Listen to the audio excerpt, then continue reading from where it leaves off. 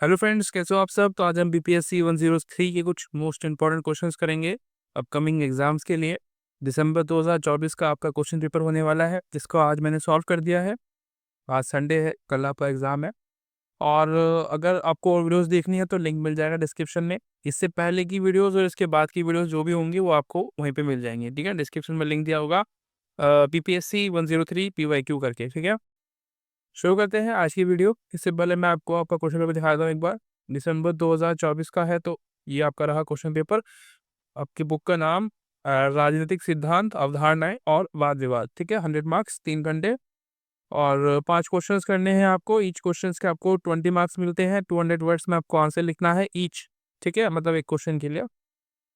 बाकी ये क्वेश्चन है आपके, इनको मैंने कराया है। ठीक है, शुरू करते हैं आज की वीडियो। सबसे पहला क्वेश्चन है, पहला क्वेश्चन जिसका नाम जो क्वेश्चन क्या कह रहा है कि स्वतंत्रता से आप क्या समझते हैं, व्याख्या कीजिए। देखो मैं क्या करता हूँ मेनली चीज़ें पहले, कि जो बहुत ही मोस्ट ईजी चीज़ें होती हैं वो पहले मैं लेता हूँ, ताकि आपको जो इजी क्वेश्चन है एटलीस्ट वो तो आए। इससे कॉन्फिडेंस बिल्ड होता है। और आप एग्जाम में एटलीस्ट कुछ लिख के तो आते हो ना कुछ क्वेश्चन क्या पता नहीं आए तो बदल जाए, तो आप एटलीस्ट कुछ लिख तो आएंगे ना एग्जाम में। तो इसलिए मैं चीज़ों को ऐसे रखता हूँ बड़ा इजी तरीके से, और एक्सप्लेन भी बड़ा आसानी से करूँगा। मैंने क्वेश्चन के जो आंसर्स लिखे हैं वो भी बहुत इजी में लिखे हैं। ठीक है, तो शुरू करते हैं। तो इंडिपेंडेंस से आप क्या समझते हैं, what do you mean by independence, explain, ऐसा कुछ क्वेश्चन है इंग्लिश में।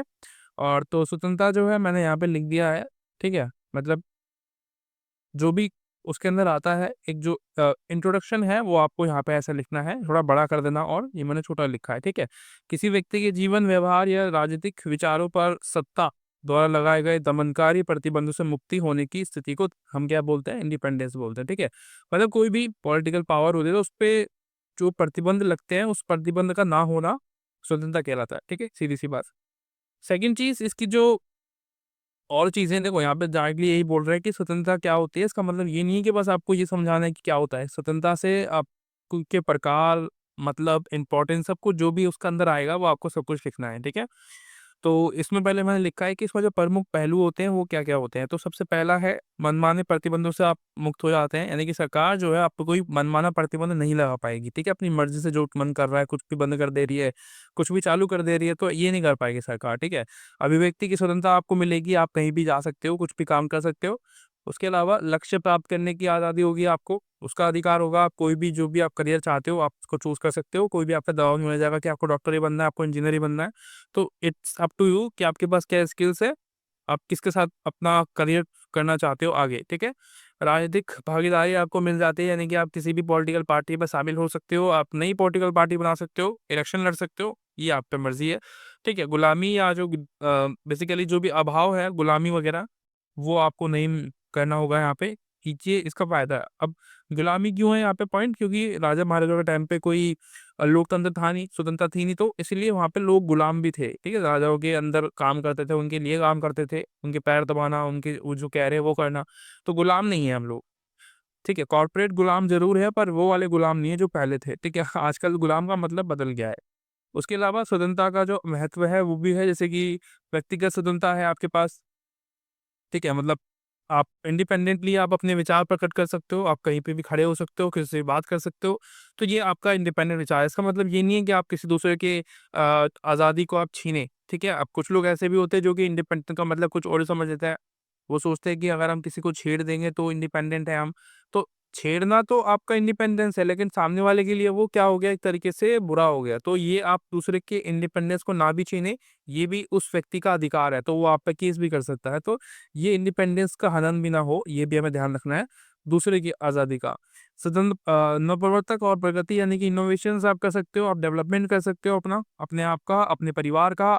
ठीक है, विचारों का आदान-प्रदान आप कर सकते हैं, अपने विचार प्रकट कर सकते हैं, किसी और को सुन सकते हैं, न्याय और निष्पक्षता आपको रहती है समाज में। ठीक है, अब इन जो कोर्ट्स हैं, सुप्रीम कोर्ट है, ये निष्पक्ष हैं, ये किसी की पक्ष में आके विचार नहीं देंगे, ये सबूतों के आधार पे जो है अपना फैसला सुनाते हैं, तो ये निष्पक्षता है। ठीक है, समझ गए होंगे आप स्वतंत्रता का मतलब क्या होता है। सेकंड जो क्वेश्चन है वो है, समानता के अलग-अलग प्रकारों की चर्चा कीजिए। तो समानता जो है कितने प्रकार की होती है, ये पूछ रहा है। तो काफ़ी प्रकार है समानता के। ठीक है, बहुत ज़्यादा नहीं है, पर इतने जितने थे मैंने लिख दिए। सबसे पहला है कानून की समझ, समानता, सॉरी समक्ष होता है, ये समक्ष, ये मक्ष एक्स जो होता है ना, अ, समक्ष, ये वाला समक्ष है, ठीक है। थोड़ा स्पेलिंग में दिक्कत होती है, जल्दी जल्दी में लिखता तो थोड़ा बहुत दिक्कत हो जाती है, क्योंकि इससे पहले वीडियो बनाई है, इसके बाद भी मुझे वीडियो बनानी है। कानून के समक्ष समानता मतलब कानून के सामने सभी समान हैं। ऐसा नहीं है कि कोई रंग या जाति या लिंग या किसी भी आधार पे सरकार या जो हमारी कोर्ट है, वो न्यायालय है, वो किसी से भेदभाव करती हो, ऐसा कुछ भी नहीं है, ठीक है। राजनीतिक हो सकती है, राजनीतिक समानता होती है, जैसे कि मतभेद, यानी कि जैसे मतभेद कह रहा हूँ, मतदान करने का आपको अधिकार है। आप अगर आप 80 प्लस हो तो आप मतदान कर सकते हो, आपके पास अधिकार है। अगर आपके पास वोटर आईडी कार्ड आपने बनवा रखा है, रजिस्ट्रेशन करा रखा है, तो आप मतदान कर सकते हो, ठीक है। इसको बोलते हैं समानता के प्रकार, ठीक है। तीसरा प्रकार है आर्थिक समानता। आप आर्थिक रूप से कुछ भी कर सकते हो, आप बिजनेस कर सकते हो, कोई भी एम्पायर खड़ा कर सकते हो अपने दम पर, और आपके लिए टैक्सेशन सबके लिए समान है, जो हमारे लिए है वो आपके लिए है, ठीक है।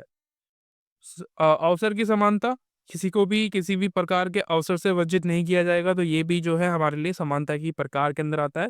और सामाजिक समानता हो सकती है, यानी कि समाज में कोई भी किसी भी प्रकार का आपको भेदभाव नहीं झेलना पड़ेगा। अगर जो चीज़ किसी एक को मिल रही है वो सभी को मिलेगी। एग्जाम्पल के लिए सरकारी हॉस्पिटल सभी के लिए अवेलेबल है। आप अमीर हो, गरीब हो, आपका रंग कोई भी हो, ठीक है, आपकी जाति, आप रिलीजन कुछ भी हो, आप जा सकते हो, ठीक है।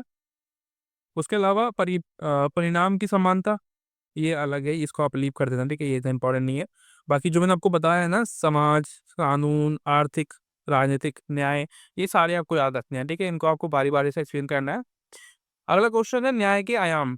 न्याय के आयाम क्या-क्या हो सकते हैं? सबसे पहला कानूनी हो सकता है, यानी कि कानून, यानी कि सभी के लिए समान होता है न्याय, और सभी के निष्पक्ष रूप से काम करता है सभी के लिए। समानता, निष्पक्षता एक ही बात है, ठीक है। आपको अलग-अलग करके बताना है इसको, टॉपिक को, इसमें अलग-अलग लिखा है, क्यों? क्योंकि आपकी जो कॉपी है वो भर सके एटलीस्ट, ठीक है। आप ज़्यादा आंसर्स लिख पाएँ, ज़्यादा पॉइंट्स आपके पास हो लिखने के लिए। सामाजिक न्याय, यानी कि भेदभाव का उन्मूलन, समान जो है अवसर आपको मिल सकते हैं, तो ये सामाजिक न्याय है। ऐसा नहीं है किसी भी समाज, किसी पर्टिकुलर समाज को किसी भी चीज़ से वंचित किया जाएगा कि भाई आपको हॉस्पिटल नहीं जाने देंगे हम लोग, आपको मंदिर नहीं जाने देंगे, तो ये वाली समानता जो है सामाजिक समानता के अंदर आ सकती है, ठीक है। अगला है आर्थिक न्याय, यानी कि आपको आजीविका के समान अवसर मिलेंगे, ठीक है। आप चाहते हैं कि भाई आप कोई नौकरी करें, किसी भी प्रकार की, आप डॉक्टर बनना चाहते हैं, इंजीनियर, पैसा कमाने के लिए, तो आप कर सकते हैं। आप कोई बिज़नेस खोलना चाहते हैं, वो कर सकते हैं। आप रेडी लगाना चाहते हैं, वो कर सकते हैं। पर एक एक कानूनी दायरे में रह के आपको करना पड़ेगा, ठीक है? ये इस बात की आपको परमिशन है, लेकिन आप अगर किसी और की परमिशन को छीन रहे हो, तो वो वाली परमिशन नहीं दी जाएगी आपको, राइट? समझ रहे होंगे कि आप किसी और की आज़ादी को छीनेंगे नहीं, इस स्वतंत्रता के चक्कर में, ठीक है? उसके अलावा राजनीतिक न्याय हो सकता है, यानी कि सार्वभौमिक व्यस्त अधिकार आपको मिल सकता है, वोट देने का अधिकार 80 प्लस हो तो। वही चीज़ें बार-बार आ रही, देखो आपको मैंने ये क्यों ऐसे क्वेश्चन्स कराता हूँ मैं, जिससे कि आपको ये समझ में आए कि क्वेश्चन जो आते हैं ये लगभग सभी सेम होते हैं। बस आपको समझना है कि यहाँ पे लिखना क्या है, ठीक है? तो अगर आप इन टॉपिक्स को याद रखते हो तो आपके जितने भी क्वेश्चन्स आएँगे, 5 क्वेश्चन्स आपको अटेम्प्ट करने हैं ऑब्वियसली, तो पाँचों के पाँचों में आपको इन पॉइंट्स को याद रखते हुए आपको आंसर लिखना है। अब बुक तो एक ही है ना, आपकी बुक में से कराया है मैंने ये भी, तो बुक एक है और आपको नंबर नहीं, ऐसा भी नहीं है कि आप लिख के आएँगे तो आपको नंबर नहीं मिलेंगे, सब कुछ नंबर मिलेंगे आपको, बस आपको बुक के अंदर जो लिखा हुआ है वो लिखना है। ये सब लिखा हुआ है वहाँ के अंदर, ठीक है? तो ये आपको लिखना है। आगे चलते हैं। एक क्वेश्चन है मानवाधिकार क्या है? ठीक है? एक्सप्लेन करने के लिए कह रहा है, व्याख्या कीजिए। हिंदी में बोलता है तो मैंने शॉर्टकट में एक्सप्लेन करके लिख दिया, ठीक है? तो ह्यूमन राइट्स इंग्लिश में बोलते हैं, what is human rights explain, ऐसे क्वेश्चन आते हैं। तो पहले मैंने बताया कि मानवाधिकार का मतलब क्या होता है, ठीक है? कह रहे हैं कि इसे कोई भी सरकार, संस्था प्रदान नहीं करती है, बल्कि एक स्वाभाविक या सार्वभौमिक एक चीज़ होती है जो कि सभी को मिली होती है। किसी ऐसे नहीं है कि किसी पर्टिकुलर व्यक्ति को मिली होगी, भई जो है मानवाधिकार आप ही के पास है, ऐसा नहीं है। जितने भी समाज में लोग हैं, उन सभी को एक तरीके से जन्म के आधार पे ये दिया जाता है, ठीक है? मानवाधिकार, जीने का अधिकार एक तरीके से, कि आप एक ह्यूमन हो, तो आपको उसी हिसाब से ट्रीटमेंट की जाएगी, ठीक है? उसके अलावा इसकी कुछ विशेषताएँ, देखो मैंने यहाँ पे क्वेश्चन क्या था कि मानवाधिकार को बताना है, लेकिन मानवाधिकार के आधार पे आप पूरा आंसर तो लिख नहीं पाएँगे ना, तो आपको कुछ एक्स्ट्रा चीज़ बतानी पड़ेंगी। जैसे कि विशेषताएँ क्या हो सकती है ना? मैंने बता रखा है। विशेषता के अलावा प्रकार क्या हो सकते हैं, इसके महत्व क्या है, तो मैंने यहाँ पे सब कुछ बता रखा है। सबसे पहले बात करते हैं विशेषताओं की। तो विशेषताओं में क्या आएगा कि भाई सार्वभौमिक यानी कि यूनिवर्सल है, सभी को मिल सकता है, कोई भी जाति, लिंग, भाषा, ठीक है, रंग कि सबको मिल सकता है। अविभाज्य या अन्योन्याश्रित यानी कि मानव अधिकार एक दूसरे से जुड़ा हुआ है। एक दूसरे से मतलब अगर आपको एजुकेशन का अधिकार नहीं है, तो आप मतलब कैसे एक्सपेक्टेशन कर पाएँगे कि आपको आगे जाके रोज़गार भी मिल पाएगा? क्योंकि एजुकेशन के बाद ही तो रोज़गार मिलेगा आपको, है ना? रोज़गार मिलेगा आपको, सामाजिक रूप से आप आगे बढ़ पाएँगे, आर्थिक रूप से आप आगे बढ़ पाएँगे। तो ये एजुकेशन जो है, ये एजुकेशन ना मिलने पर आपको बहुत सारी चीज़ों से वंचित किया जा सकता है, ठीक है? तो ये आपको याद रखना है कि अविभाज्य या अनौषित मतलब क्या होता है। उसके अलावा इन अधिकारों को जो है छीना नहीं जा सकता किसी भी संस्था, किसी भी सरकार के द्वारा। ये तो रेडीमेड है, बने हुए हैं, ये तो होने ही चाहिए। ठीक है? जन्मजात होते हैं ये, मैंने आपको बताया था। उसके अलावा गरिमापूर्ण जीवन के लिए ये ज़रूरी होता है, यानी कि आपको बहुत ही अच्छी लाइफ़ देने के लिए ये बहुत ज़रूरी होता है। यानी कि एजुकेशन अगर हम बात करें हेल्थ की, तो ये मानव अधिकार के अंदर आता है हमारा, ठीक है? उसके अलावा प्रकारों में क्या आएगा कि भई नागरिक राजनीतिक अधिकार हो सकते हैं आपके पास। इसमें क्या है जीवन और इंडिपेंडेंस के अधिकार है आपको, आप कहीं भी जी सकते हो, किसी भी जगह पे जा सकते हो, आपको कोई मार नहीं सकता, ये जीवन का अधिकार है। गुलामी से मुक्ति आपको मिलेगी, निष्पक्ष सुनवाई आपको आपकी की जाएगी किसी भी प्रकार से। ऐसा नहीं होगा कि आपका समाज कुछ और है, तो आपके साथ कोई गलत भेदभाव हो रहा है, ऐसा नहीं किया जाएगा। आर्थिक और सामाजिक सांस्कृतिक अधिकार यानी कि इसमें क्या है काम करने का अधिकार है आपको, आप कहीं भी कुछ भी काम कर सकते हैं, गलत काम ना हो पर। एजुकेशन राइट्स है आपके पास, स्वास्थ्य का अधिकार है, सामाजिक सुरक्षा है, उसका अधिकार है ना? ये बहुत सारे अधिकार हैं। इसके अलावा एकजुटता का अधिकार है आपको, तीसरी पीढ़ी के अधिकार है आपको, यानी कि विकास का अधिकार है आपको, स्वच्छ परिवार पर्यावरण का अधिकार है आपको, शांति का अधिकार है। तो ये सारी चीज़ें हमारे अधिकार में आती है, प्रकार है, ठीक है? अधिकारों के प्रकार है, हमने मानव अधिकार पढ़ा है हमने, उसी के मानव अधिकार के ये प्रकार है, ठीक है? और मानवाधिकार के इम्पोर्टेंस क्या हो सकते हैं? जैसे कि लोकतंत्र की जो नींव है, वो होता है ये मानवाधिकार। मानवीय गरिमा का संरक्षण यहाँ पे आपको देखने को मिलता है। सामाजिक न्याय जो है, ये बढ़ाता है समाज में। अत्याचार जो है, उससे आपको बचाता है। व्यक्तिगत विकास को बढ़ावा देता है ये न्याय, ठीक है? मानवाधिकार न्याय। और उसके अलावा अंतर्राष्ट्रीय शांति सुरक्षा बनाए रखता है, मानवाधिकार न्याय। तो ये मैं बार-बार क्यों बोल रहा हूँ सब ताकि आपको रट जाए कि मानवाधिकार आएगा तो आपको ये लिखना है, ठीक है? अगर थोड़ा बहुत भी इससे मिलते-जुलते क्वेश्चन आता है तो आप इसको लिख देंगे। देखो मेरा यही मकसद रहता है कि आपका जो है कम समय में मैं ज़्यादा कुछ आपको करा पाऊँ, इसलिए मैं शॉर्ट आंसर्स भी लिखता हूँ और ये शॉर्ट आंसर्स आपके लिए बहुत इंपॉर्टेंट हो जाते हैं।